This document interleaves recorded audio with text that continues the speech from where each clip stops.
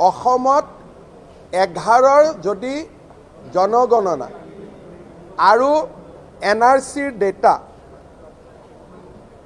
এইটোক যদি আপুনি ষ্টেটিষ্টিকেল প্ৰজেকশ্যন কৰে তেতিয়াহ'লে 41 চনত মুছলিম আৰু হিন্দুৰ জনসংখ্যা প্ৰায় সমান হ'ব আৰু 51 চনত অসম মুছলিম মেজৰিটি দেশ হ'ব। এইটো মই বনোৱা তথ্য নহয়।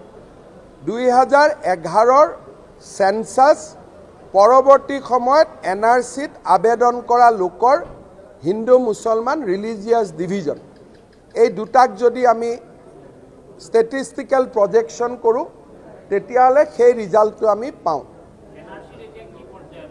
NRCৰ পৰ্যায় এইটোৱে আছে যে 20% 10%ৰ আমি আবেদন কৰি থোৱা আছে পুনৰীক্ষণৰ।